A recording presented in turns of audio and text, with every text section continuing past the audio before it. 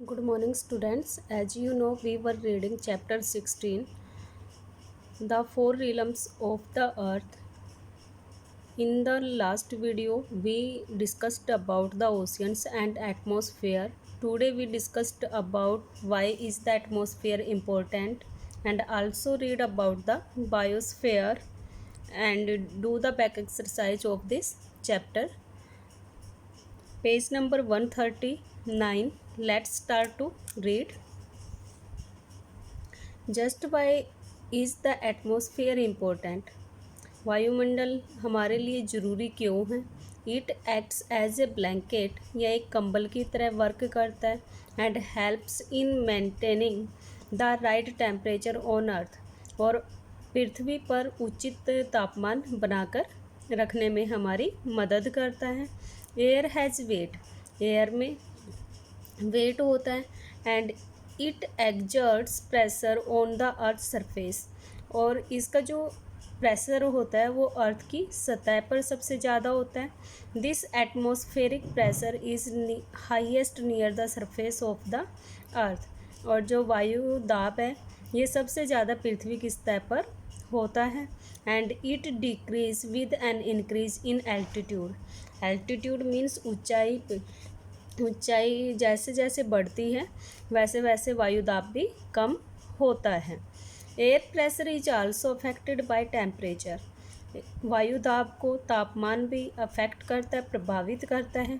When air gets heated, जब हवा गर्म हो जाती है, वायु गर्म हो जाती है, it becomes light and rises up, तो यह हल्की हो जाती है और ऊपर की तरफ उठना शुरू कर देती है।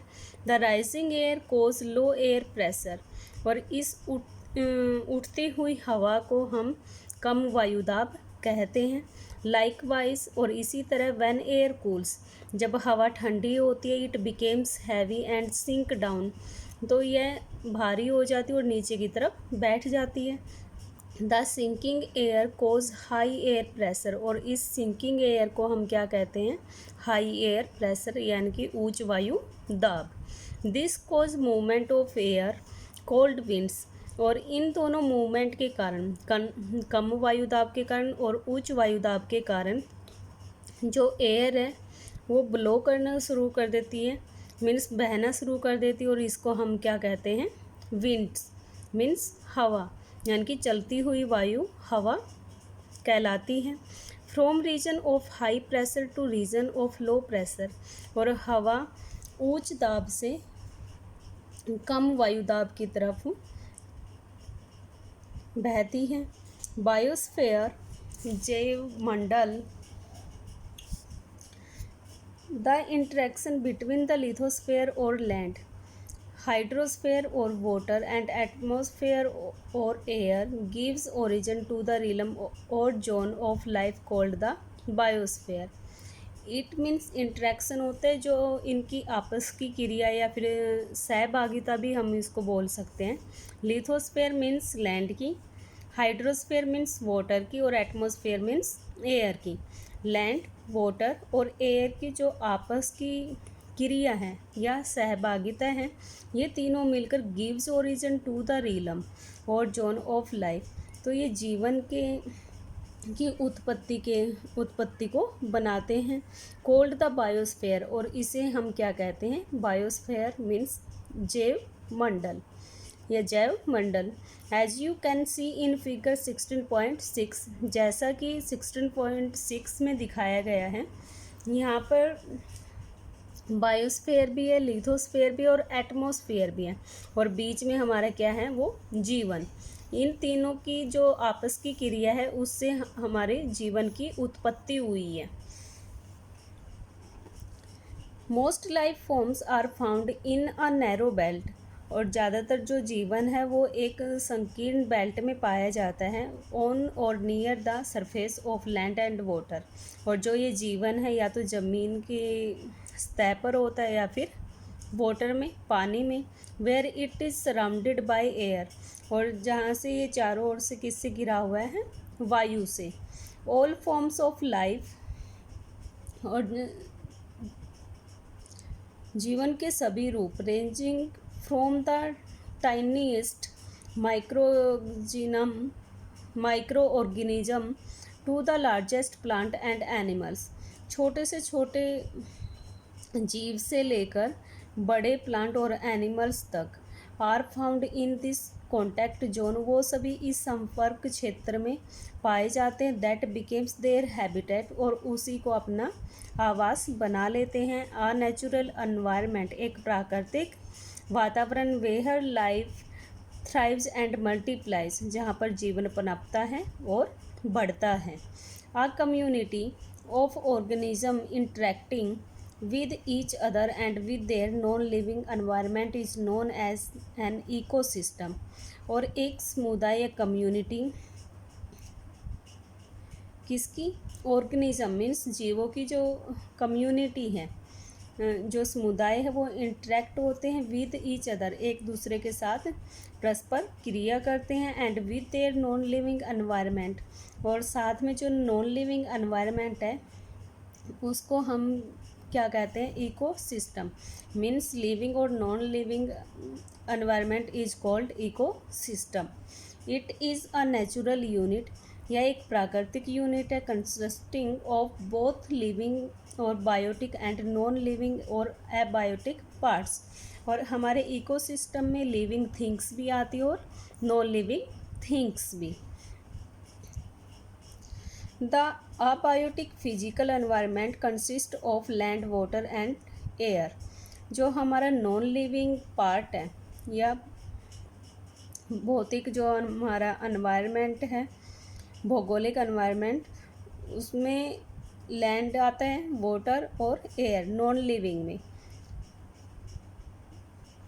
While the biotic और biological environment consists of all living beings that are closely interdependent।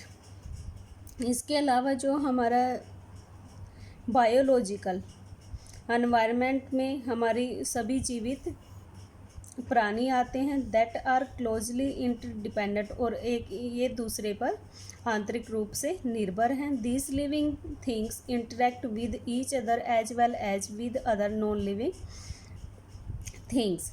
और जो लिविंग थिंग्स हैं उन वो इंटरेक्ट होती हैं आपस में, एक दूसरे के साथ जुड़ी हुई हैं। किनके साथ? नॉन लिविंग थिंग्स के साथ। वो जो लिविंग थिंग्स हैं वो भी एक दूसरे के साथ जुड़ी हुई हैं सभी, और साथ के साथ नॉन लिविंग थिंग्स के साथ भी। Forming a delicate network of inter relationship, और इससे जो आंतरिक संबंध बनते हैं, जो लिविंग थिंग्स का जो संबंध जीवित अन्य जीवित प्राणियों के साथ होता है या फिर नॉन लिविंग के साथ, तो इससे एक डेलिकेट नेटवर्क बन जाता है आंतरिक संबंधों का, और ये काफ़ी नाजुक होता है। इन नेचर, प्रकृति में, there is an ecological balance, एक पारिस्थितिक जो संतुलन है, बिटवीन लिविंग थिंग्स, जीवित वस्तुओं के बीच में, एंड नॉन लिविंग थिंग्स, और अजीवित वस्तुओं के बीच में। The biological environment and the physical environment, और ये संबंध किसके बीच में? बायोलॉजिकल एनवायरनमेंट हम किसको बोलते हैं? जिसमें हमारे सभी लिविंग बींग्स आते हैं, जीवित प्राणी आते हैं। और फिजिकल एनवायरनमेंट किसे कहा गया है? वाटर, एयर और लैंड को। और इन दोनों का जो संबंध है, जो इनके बीच का जो रिलेशन है, उसको हम इकोलॉजिकल बैलेंस कहते हैं, यानी कि पारिस्थितिक संतुलन। दिस बैलेंस इज़ अपसेट, और ये बैलेंस उस टाइम में कम हो जाता है when ever any one of these things increase और डिक्रीज, जब इनमें से कोई वस्तु या तो ज़्यादा बढ़ जाती है या फिर कम हो जाती है। फॉर एग्जाम्पल, उदाहरण के लिए, indiscriminate development and urbanisation has resulted in the loss of forest covers and pollution. मानव ने जो विकास किया, जैसे कि शहरीकरण, उसका रिजल्ट क्या हुआ कि जो वन है वो उनमें कमी आ गई, एंड पोल्यूशन, और इससे प्रदूषण भी बढ़ गया। Human beings are the most developed group of organism in nature. जो मानव है उसका, इस जीव का जो नेचर है वो क्या है? विकास करना। However it is mainly their action, और यह उसका मुख्य कार्य that upset the balance in nature, और इससे क्या हुआ है कि जो प्रकृति है उसमें बैलेंस बिगड़ गया है। The four realms of the earth are interdependent on each other, और पृथ्वी के जो चार क्षेत्र हैं वो एक दूसरे पर आंतरिक रूप से निर्भर हैं। And all human growth, planning and progress must make sure that balance between them is always maintained, और हम में से प्रत्येक का ये कर्तव्य है या मानव विकास के लिए कि planning and progress must make sure कि हमने अपनी प्रोग्रेस भी करनी है और प्लानिंग भी करनी है। तो हमें इस बात को ध्यान में रखना होगा कि जो प्राकृतिक जो बैलेंस है, जो संतुलन है, वो हमेशा बना रहे। It is only then that the earth and its valuable resources can be saved for future generations, और ये ऐसा तभी संभव है जब हम पृथ्वी को और इसकी जो वैल्यूएबल यानी कि मूल्यवान जो रिसोर्सेज हैं, संसाधन हैं, उनको हम अपने फ्यूचर जनरेशन यानी कि आगे आने वाली पीढ़ी के लिए सेव करें, बचाएं। Well students, we finished the reading of these chapters today. Let's do some back exercise of this chapter. Tick the correct option, हमने करेक्ट ऑप्शन पर टिक करना है। The tallest mountain in the world is, विश्व का सबसे ऊंचा mountain कौन सा है? माउंट एवरेस्ट, और इसकी ऊंचाई कितनी है? 8848 metre. The total area of continents on the earth is about, महाद्वीप अर्थ के कितने एरिया का यानी कि उसके टोटल एरिया का कितना परसेंट कवर करते हैं? 29%, और बाकी पार्ट पे 71% पे हमारा क्या है? Water. The great barrier reef is in, great barrier reef कौन से कॉन्टिनेंट में पड़ती है? ऑस्ट्रेलिया में। The under water mountain range on the floor of the Atlantic ocean is called the, Atlantic ocean में जो अंडर वाटर माउंटेन रेंज यानी कि जो पर्वत श्रेणी बनी हुई है इसके पानी के नीचे, ऑन द फ्लोर, और ये फ्लोर तक है इसके, उसे हम क्या कहते हैं? Mid Atlantic ridge. The gas which has the largest share in our atmosphere is, वायु में सबसे ज़्यादा मात्रा कौन सी गैस की होती है? नाइट्रोजन की, और ये कितनी है?